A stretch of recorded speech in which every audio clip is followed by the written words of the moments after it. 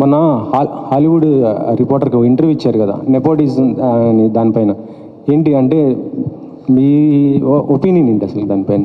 నేనేం చెప్పినా ఒకసారి చెప్తారా? గుర్తులేదు.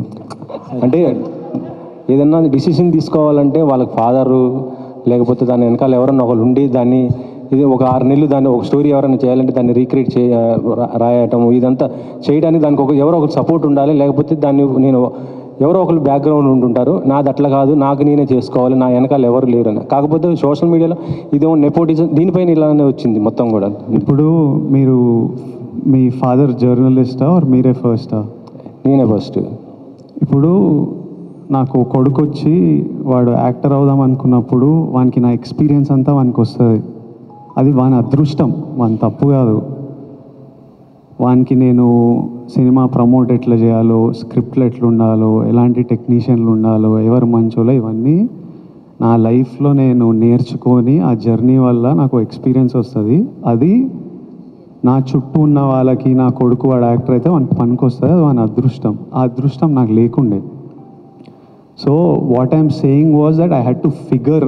నేను నేర్చుకోవాల్సి వచ్చేది అన్నీ ఒక తప్పులు చేసుకుంటూ ఎక్స్పీరియన్స్ అవుతూ ఇట్లా చేయవచ్చా, ఇట్లా చేయాలా అని చూసుకుంటూ నేర్చుకోవాలి. అది ఏ ఫీల్డ్ అయినా, నేను యాక్టర్ల గురించి కాదు, లైఫ్ ప్రపంచంలో డాక్టర్ కొడుకులు వాళ్ళకి ఎగ్జాక్ట్లీ ఏ స్ట్రీమ్ తీసుకోవాలి, ఎవరి దగ్గర వెళ్ళాలి, ఏ హాస్పిటల్లో ఎక్కడ సీట్ దొరుకుతుంది, ఏ కోర్స్ చూస్ చేయాలి, అన్నీ తెలుస్తాయి.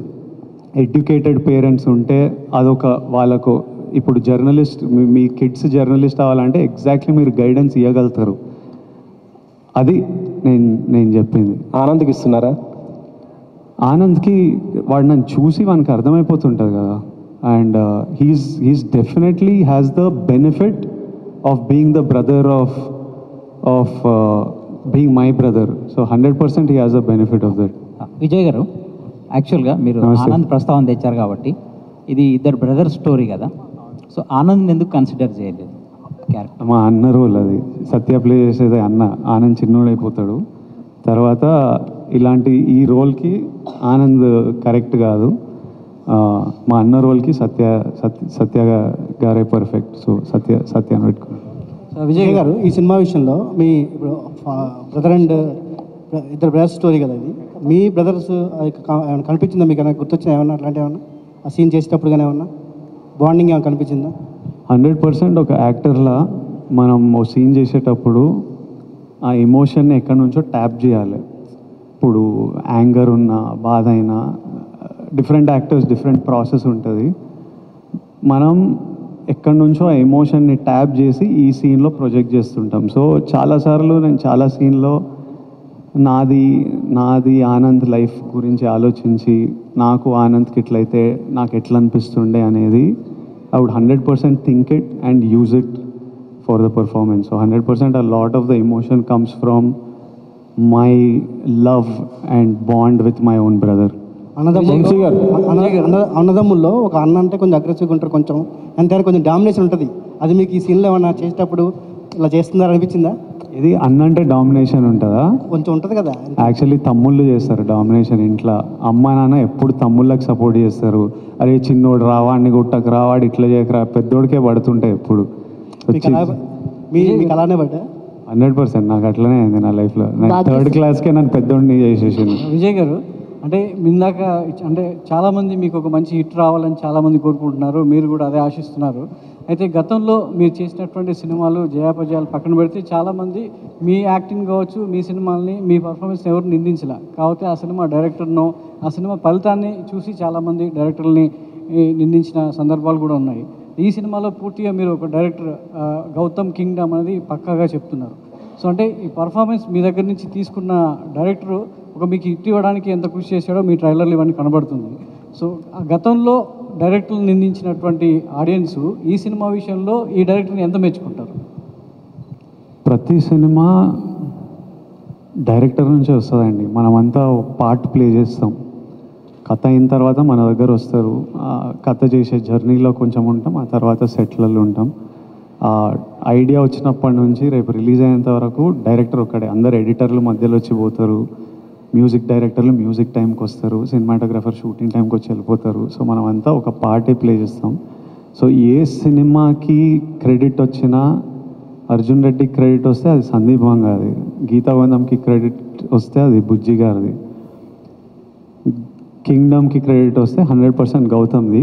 But it's not just Gautam Tinnanuri's Kingdom, he's the కర్త, he's the captain of the ship. కానీ without Anirudh, without Naveen Nooli, without Girish Gangadharan and Jomon, వీళ్ళందరూ, మా production designer Avinash Raj, like వీళ్ళందరూ కింగ్డమ్ ఇది. వీళ్ళంతా ఎంతో కాంట్రిబ్యూట్ చేస్తే ఈరోజు ఈ ప్రేమ మనమందరం చూస్తున్నాం. అసలు ఈ మేకోవర్ గురించి చెప్పండి. అంటే మీరు డిఫరెంట్ లుక్లో కనబడుతున్నారు.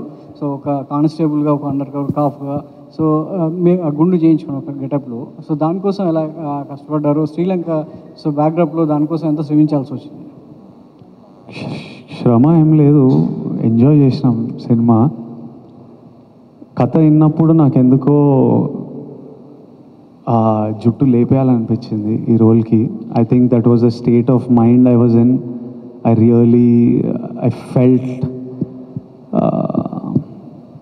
I felt it strongly. So గౌతమ్ని అడిగా, గౌతమ్ ఐ షోర్ అన్నాడు, కొన్ని ఫోటోలు పంపించిన. Okay Vijay, if you're sure చేద్దాము, ఐ ఆల్సో లైక్ ఇట్ అన్నాడు. ఒకరోజు first this a different look, ఒక పోలీస్ ఆఫీసర్ లుక్ ఉంటుంది, అదంతా ఫినిష్ చేసి తర్వాత చిన్న టైం వాడి ట్రైనింగ్, ఈ పీరియడ్, ఒక బియర్డ్ గ్రోత్ ఉంటుంది. ఆ తర్వాత అండర్ కవర్ వెళ్ళినప్పుడు ఈ లుక్. సో ఒక రోజు కూర్చొని ఆ పోర్షన్ అంతా ఫినిష్ చేసుకొని ఇంకా కొట్టించేసినాం. సో ఇందులో ఇంకో లేయర్ కూడా కనబడుతుంది. ఆ లేయర్ ఎంతవరకు థియేటర్కి వెళ్ళిన ఆడియన్స్ని మెప్పించగలదు? ఆ లేయర్ సినిమాకి ఎంత బలంగా ఉంటుంది? ప్రతి లేయర్ ఈ సినిమాలో చాలా ఇంపార్టెంట్. మీరు చూడని ఎన్నో లేయర్లు మీరు థియేటర్లో దిగిన 2 నిమిషాలకు ఓపెన్ అవుతుంది. అండ్ మీరు ఇమ్మీడియట్లీ కింగ్డమ్ అనే వరల్డ్లోకి వెళ్ళిపోతారు. And I have strong faith you will enjoy this experience of Kingdom. Vamsi గారు, మొదట విజయ్తో సినిమా అనుకున్నప్పుడు, ఈ కథ అనుకున్నప్పుడు, ఇంత భారీ బడ్జెట్ చిత్రం అవుతుంది, విజయ్ కెరీర్లో బిగ్గెస్ట్ సినిమా అవుతుందని మీరు అనుకున్నారా? ఇది ఎలా మీరు ఒక ప్రొడ్యూసర్గా ప్రిపేర్ అయ్యారు ఈ సినిమాకి? బడ్జెట్ సినిమానే కథ అప్పుడే తెలుసు కానీ ఇప్పుడు ఈ ల్యాండ్ అయ్యేటప్పుడు ఇంత ల్యాండ్ అవుతుందని ఆ రోజు ఎక్స్పెక్ట్ చేయాలి. నేను గౌతమ్ కూడా చేస్తున్న కొద్దీ ఆమెను చెప్పాను కదా మీకు, ఇందా కూడా సెట్స్ వేయలేదు, న్యాచురల్ లొకేషన్ చేసాం శ్రీలంకలో కానీ ఎక్కడికి వెళ్ళి చేసినా. సో అంతా కొంచెం టైం పట్టింది, షూటింగ్ డేస్ ఎక్కువ పట్టినాయి అని. సో అనుకోకుండా ఒక 20% జంప్ వచ్చింది అనుకున్న దానికంటే. కానీ అవుట్పుట్ చూసిన తర్వాత మీరు కూడా అంటారు ఆమె all this effort is worth it అని. అంత గ్రాండ్గా అవన్నీ ఉంటాయి. సో కొన్ని తప్పవు కదండి, మనం అనుకుని ప్లాన్ చేసింది దిగిన ఏది లైఫ్లో అవ్వదు కదా, అలానే ఇది అంతే.